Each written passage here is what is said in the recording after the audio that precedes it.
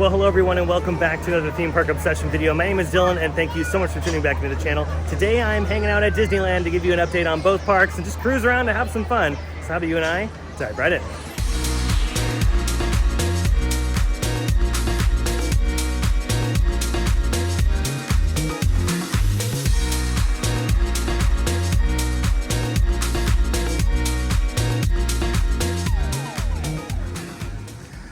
Oh yeah, back at the Disneyland Resort, and we're gonna check up on the hotels first. I haven't been back here in a while, so I figured why not see what's going on. I know there's some activity and they're still building the DVC tower. Well, they're not building it, but they're still working on the interior spaces. And talk about a gorgeous day today. And just walking up, you can see that they have construction fences up around the Sorcerer Mickey hat. Now it's hard to tell through the screen, but they have stripped the hat all the way down to the bare bones, which is pretty interesting. So I wonder if they're gonna go ahead and keep this or if it's just going through a major refurb and repaint. I mean, I don't see them getting rid of the hat. I feel like the hat's a little too iconic for the Disneyland Hotel. I mean, but hey, they could do something completely different in this spot. You never know. I'll be keeping an eye on it though every single week. I mean, hey, you never know. This could be the start of a roller coaster. Yeah, and then looking at the other side, it's looking like this is just a normal refurb. Yeah, pretty much all the major work on the new DVC wing has been complete. I feel like the only thing they're working on now is just a lot of the interior spaces. Now they have started this new project right off of Tangaroa Terrace next to the pool deck here. So I'm wondering if they're just kind of resurfacing the patio or if they're doing something different to it. Again, another thing I'll keep an eye on. Now what's good is that all that construction is not affecting Tangaroa Terrace or Trader Sam's. They're still open so you can enjoy a bite to eat or a tasty beverage. Yeah, and the construction extends all the way over to this side as well. So yeah, it might be just a big patio project. And even though the construction is wrapping up, they still have a lot of work walls in this area. So just keep that in mind. Now moving on, here is the backside of a lot of the downtown Disney construction. And I believe this building right here is in fact the Din Tai Fung. I'm keeping my fingers crossed that Din Tai Fung has like 18 underground layers because that will probably be the most popular Din Tai Fung ever. And I am so scared of how long the waits are gonna be. So when Din Tai Fung opens, hopefully sometime later on next year, you can get those reservations early because dang, this is gonna be legit. And then here's the front of Din Tai Fung. Yeah, it's looking really good. The steel structures are going in pretty quickly. So hopefully this restaurant will open up sometime early to mid 2024 and not later on in 2024. But I'm leaning a little bit more towards late 2024 just because of Disney's latest timeline of things. And then off towards the left, you can see that they've planted some new trees. Some new palm trees are gone in and some shorter trees as well. I'm assuming a lot of bushes have gone into some new planters. And the new little stage that they're building is moving along pretty nicely as well. And then here's your latest look at the new Mexican offerings here at Downtown Disney. Really excited for this to open because I cannot wait to have a margarita here, especially this one. I'm assuming this is some sort of margarita, right? And because it's the best time of year, Downtown Disney now has pumpkins. Oh, holy moly, look at the line to get into California Adventure, but it's Oogie Boogie, that's why. It's Oogie Boogie Bash party night, so that's why there's a bunch of people waiting to get in. I do not have Oogie Boogie Bash tickets, but I can get in to the park still and enjoy it until they kick me out, which I'll be out of the park before the party starts. Oh yeah, and Oogie Boogie is in front of his tortilla, ready for the Halloween season. Yeah, always just keep this in mind on party days. The California Adventure will close at 6 p.m. for the Oogie Boogie Bash celebration. Oh, and look at this, upon entering DCA, my favorite Five and Dime is playing, so let's enjoy him for a little bit. Well, it don't mean a thing, all you got to do is swing. Well, it makes no difference if it's sweet or hot.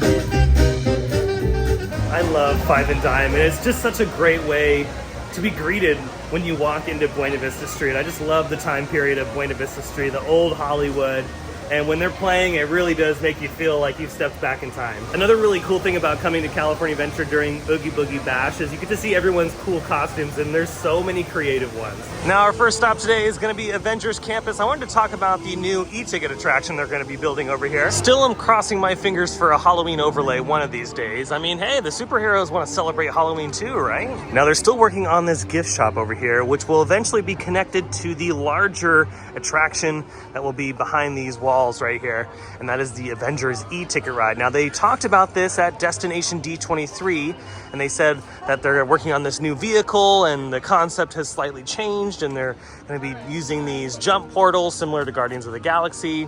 I don't think it's a Guardians of the Galaxy Cosmic Rewind clone. Now that would be absolutely spectacular because that ride is amazing.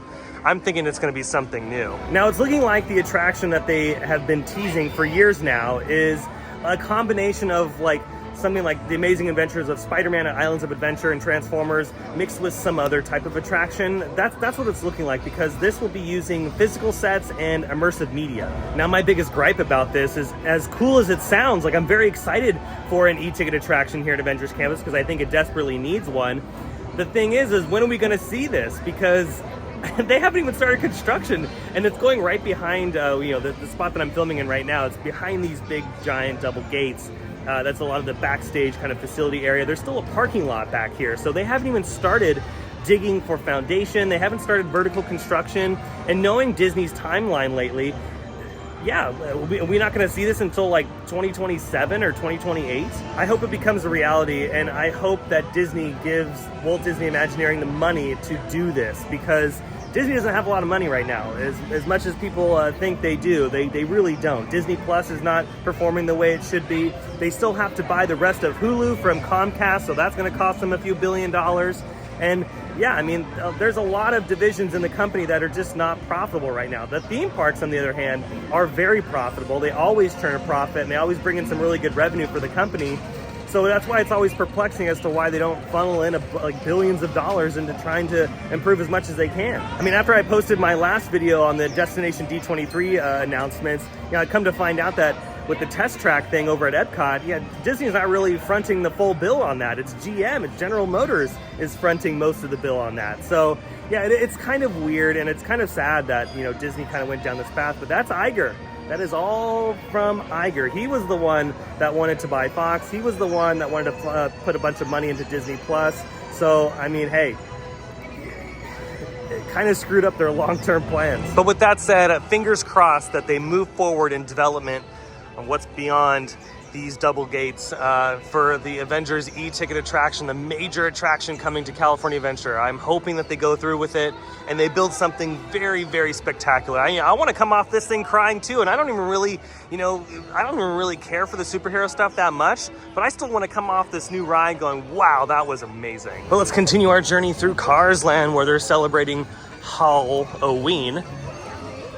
We got some new songs over here on Luigi's Rollickin' Roadsters, which is fun. I'm gonna be coming back and doing a separate video on all like the nighttime stuff here in Cars Land and over at Disneyland when it comes to Halloween time, because I just love all of this. And at night it transforms into something even more spectacular. So yeah, we'll have a separate video covering all that fun stuff. And remember, during Halloween time, they light this all up in some spooky colors in the evening. So yeah, definitely coming back to check that out. Alrighty, making the official transition into the all new San Fransokyo Square, and it's open, it's done, it's all complete. Now this has been open for a few days, but since I've been working Halloween Horror Nights, this is my first time seeing the finished product. And there he is, there's Baymax himself, the all new meet and greet here in San Fransokyo Square. Look at this, OMG. Let's see, how much is he? He is $29.99. He is so darn cute. And they have a bunch of Baymax stuff over here. They got this t-shirt available, and they got this hat for $29.99. And for $59.99, you could take him home as a s'more. How adorable is that? Dang, this thing is huge, by the way. Looks like the Avengers are trying to take Baymax's limelight away. Don't pay attention to the spider bots. Just pay attention to this stuff over here. Oh yeah. And of course, it wouldn't be something new at Disney without some new pins, and they have some really cute Baymax pins available. This is yellow price, so that's probably $18,000. No, it's actually $14.99, and we got this one as well. And in addition to the new meet and greet and of course the gift shop, they've added a bunch of new theming to top it all off. And then last but not least, of course, the San Fransokyo Bridge has been completed. it's all finished. There's a couple little, there's some magic happening down over here that they should probably work on because it's pretty gnarly down there. But the bridge as a whole looks pretty nice. Yeah, the perspective is kind of a trip because you're so used to just, you know, the old school Pacific Wharf Bridge, but with these giant steel columns now, yeah, it really does draw your attention up to the sky. But there you have it. There's San Fransokyo Square, the redesigned Pacific Wharf. It's, you know, some people online are really like, oh my God, look at this new attraction. It is a redesigned food court. Just keep that in mind. That's where the expectation is at. It should not go higher than that. But it does look really well done. I'm glad that they spruced up this area. And the meet and greet over there, the Baymax meet and greet is wonderful. And here's this one right here. This one's pretty bad. Hopefully someone at Disney is watching this video that can maybe fix that, because it is pretty, you could see it from here. Now, one thing about San Fransokyo Square that's actually pretty legit is the area music. The music that they have over there is amazing. I love J-pop and all that kind of stuff. And that's what they're playing over there, because some of the songs I've recognized from Tokyo Disney, and it's so fun. Over here at Soaring Around the World, they've revealed the building. It's not a roller coaster, unfortunately. They didn't build the 900-foot tall roller coaster, but they did spruce up a lot of the paint. All right, that's pretty much all the happenings at California Adventure. Let's head over to Disneyland. Oh yeah, and look at this. Here at the front entrance turnstiles, they have all of those pumpkins back, featuring all the classic characters. Oh yeah, and look at this. I just got the train. Oh, and look who's over there, the Queen of Hearts. I bet she's excited for Halloween as well. I've made my way down Main Street, a very crowded Main Street, mind you, and to the Rivers of America to not only watch the Mark Twain cruise around right here, but to also try the all-new Tianas Palace. That just opened up a couple days ago, at the time of recording this video. And I want to try one of the food items. I'm not going to get everything. I'm not going to spend $18 million this evening. I'm just going to get one thing, and maybe we'll come back and try something else. Yeah, I figured why not on this beautiful day. Now, as I'm making my way to find a spot to eat, here's your latest look at Tiana's Bayou Adventure. The all-new attraction opening up late 2024 at Destination D23. They did say late 2024, so I am gonna be crossing my fingers that they meet that opening timeline. They're still working on the flume section, as you can see over here as well. They also have this scrim up as they're continuing to work on this back half section. It's hard to see just because of all the trees and the bushes and all that kind of fun stuff, but the mountain range pretty much looks the same like it did the past couple weeks that we've been covering it. They've been kind of knocking some things down here and there. It's just little tiny things that are barely noticeable to the untrained eye, and it looks like they are working on the little shack that's the second lift hill up into the structure. Okay, I found a spot to talk about Tianas Palace. It was really busy over there, and I didn't want to be obnoxious and try to be loud enough for the video to talk about the food and all that kind of stuff. So I went over to Hungry Bear to finish my meal, and I got the house gumbo. But before we get to the food itself, the interior space of Tianas Palace is actually really well done. It's very bright and inviting, but there's still warm tones in there, which is nice. And I love that skylight kind of effect they got going on in the center, where the line essentially splits off into two, and each side is the same. Oh, we got a monorail shot coming. Oh yeah. Yeah, don't get confused about which side to go to. They're the same thing. It's just there for efficiency. But yeah, overall, the interior space is really well done. I love all the bits of theming they have in there. And the menu's easily displayed. You can figure out what you want before you even get to the tray section. So yeah, it's really nice. Now let's talk about the food. Again, I got the house gumbo. I just got one item. I did not get dessert there. I decided just to not spend a bunch of money today. I just wanted to get one thing, and then we could always come back and, you know, get some more things later. But I just wanted to get the house gumbo because I've had gumbo in New Orleans, and I wanted to see how Tiana was doing, because I mean it's Princess Tiana, I'm sure she makes a really good house gumbo. I mean, that was my thought process. So gave it a try, and sure enough, it was very, very good. Just off of the first initial bites, I would say that Tiana's Palace, just for the house gumbo alone, is one of my favorite quick service places inside the park now. It's definitely not the favorite, but it's probably up there in the top 3. The gumbo was super flavorful and actually really spicy as well. And I should take that back. It's not really spicy. It's spicy because gumbo is typically spicy. I didn't see any hot sauce packets to add even more spice to it, but honestly, just by itself, it had a kick. It was pretty good as far as the spice level is concerned. Some might not be able to tolerate it. It's not horrible. It's just there for extra flavor, but man, oh man, was that really good. The sausage and the chicken just falls apart, and the rice it all kind of blends together to create this like symphony in your mouth. It's pretty darn good for a theme park, because you got to remember we're at a theme park at the end of the day. And for a quick service place, Tianas nails it. I'm excited to try more items at Tianas Palace. Oh, got another monorail shot coming in. I think this is the iridescent one. Yep, iridescent one. But yeah, I'm excited to try the cornbread. I'm excited to try the beignet. And there's the 7 Greens Gumbo, which is the vegetarian version. I want to try that as well. But yeah, overall, solid. Very solid quick service place. I already liked French Market, and I knew when they were getting ready to do this project, I'm like, okay, well, they're going to bring in some more New Orleans flair, and I think it's going to be really good. And sure enough, it's a knockout of the park. Moving on though from Tianas, ended up getting a cold brew coffee from Red Rose Tavern, and it is the pumpkin cheesecake coffee cold brew extravaganza Lollapalooza. Yeah, if my stomach's not gurgling just from the gumbo, it's definitely gonna gurgle after this coffee. I needed a little bit of a pick-me-up, and I was like, you know what, why not try one of the Halloween time items? And I stirred it up. The pumpkin cheesecake cream foam stuff was on the top, so I just kind of stirred it all together to give it a shot. So yeah, here we go. Ooh, dang. Oh wow, that is deadly.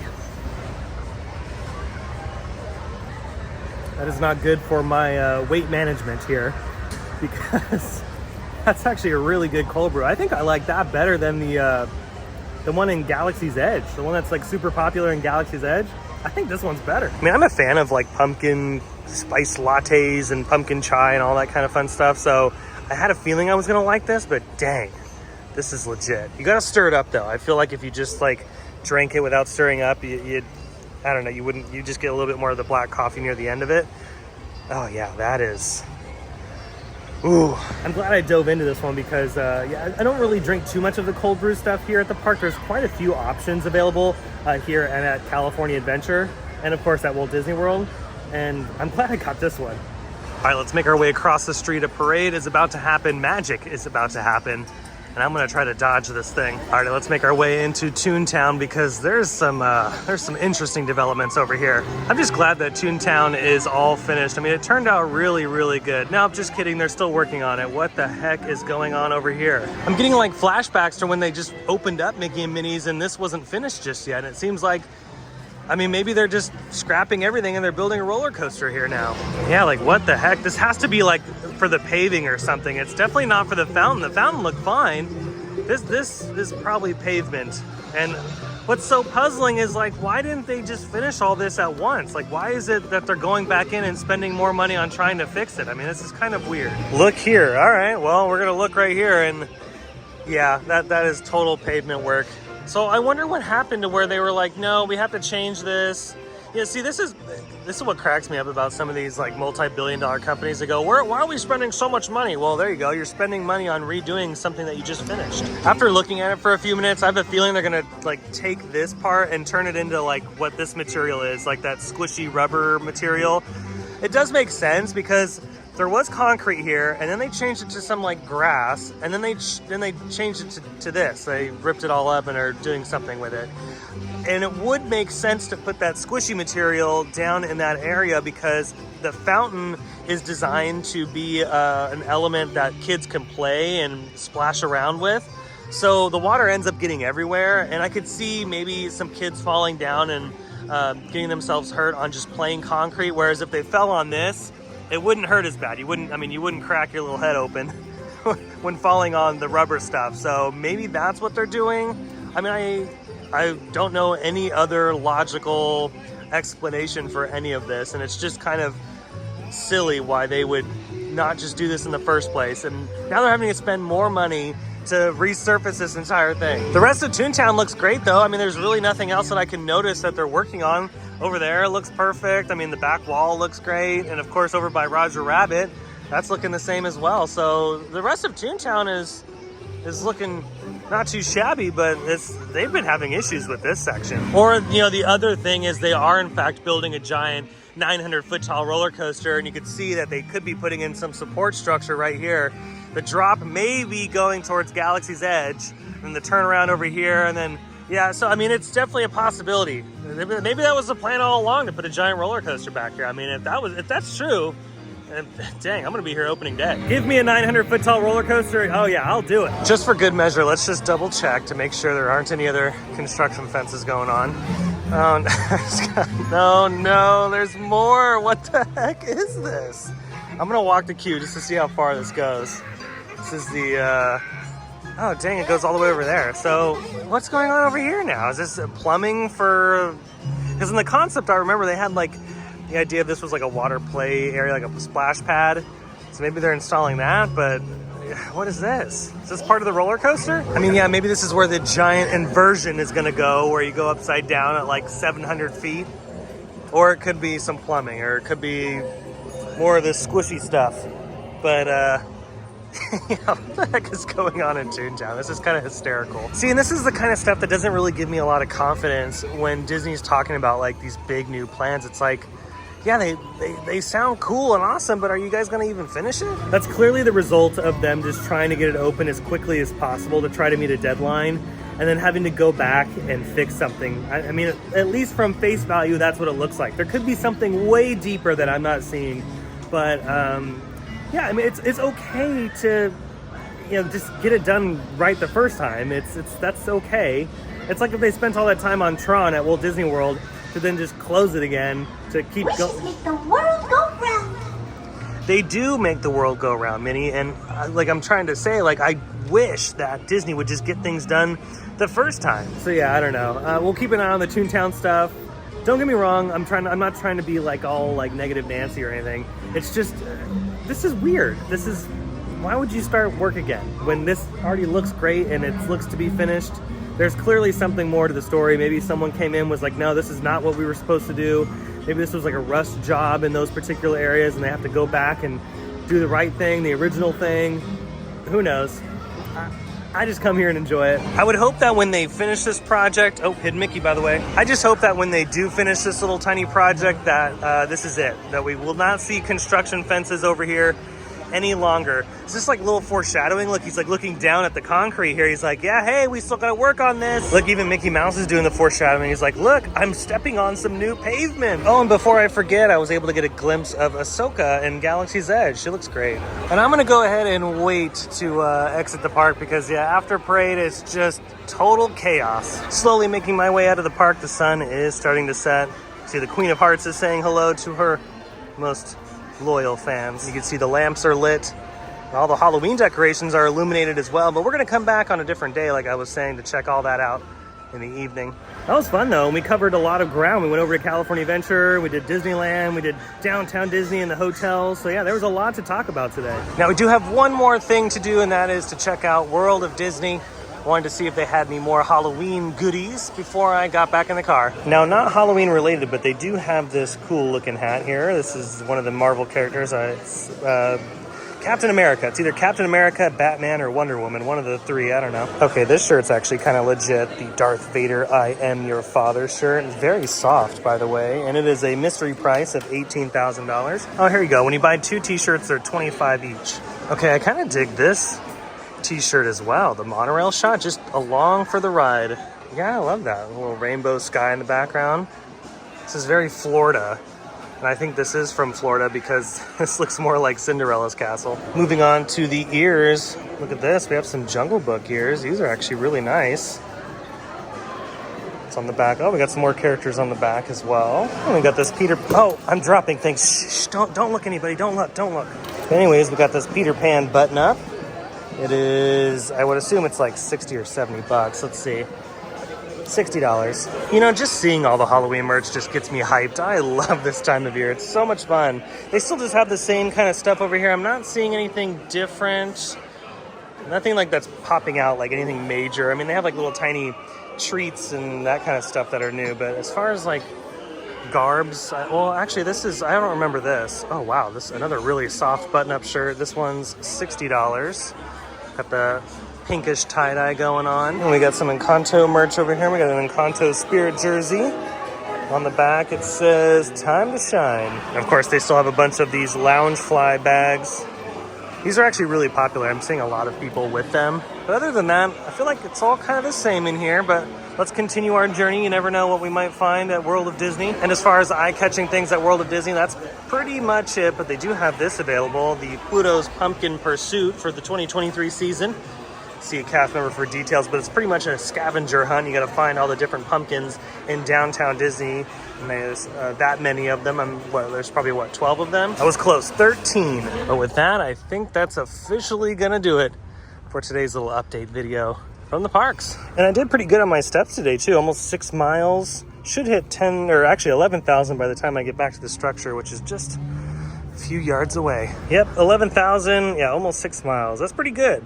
That's pretty good for today. But I hope you enjoyed this video. If you did, go ahead and smash the thumbs up button. And if you're new to the channel and you love these videos from the Disneyland Resort or some of your other favorite theme parks, consider subscribing because I have brand new videos every single week. Be sure to check out my Instagram account by following the link down below in the description. But until the next video, I hope you have a beautiful day, morning, evening, whatever it is. And I'll see you next time in the parks. Bye.